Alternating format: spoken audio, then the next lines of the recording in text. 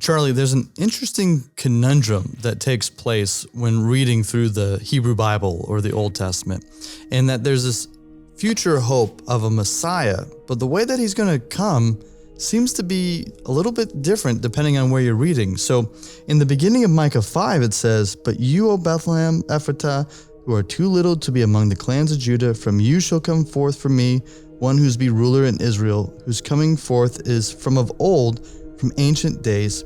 So that seems to be someone who's going to be born in Bethlehem. But then if we go back to Daniel and his vision in chapter 7, it says, "I saw in the night visions, and behold, with the clouds of heaven, there came one like a son of man, and he came to the Ancient of Days, who was presented before him." So how do you reconcile this seemingly two different ways that Messiah is going to come? Actually, rather than seeing a conflict between the two passages, I see two comings of a Messiah.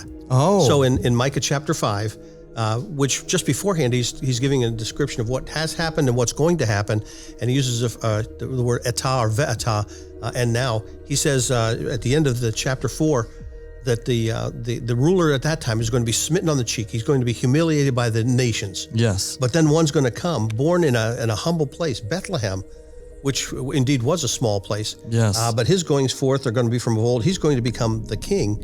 But he describes him as being born and yet existing before he was born. And that leaves a little bit of a problem. Right. People Yeah. go, what? How does that happen?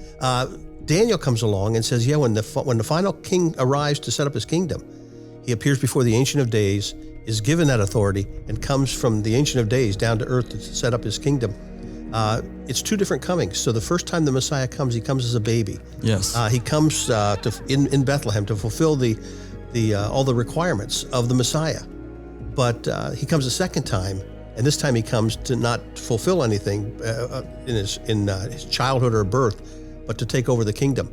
So it's one person, two different comings. And I think as I look at it historically, there's only one individual who fits all those details. That's Jesus. Yes. So Jesus was born as the child in Bethlehem. He arrived on the scene in Jerusalem. He fulfilled all the other prophecies that Daniel describes of him coming in, being cut off, then rising from the dead.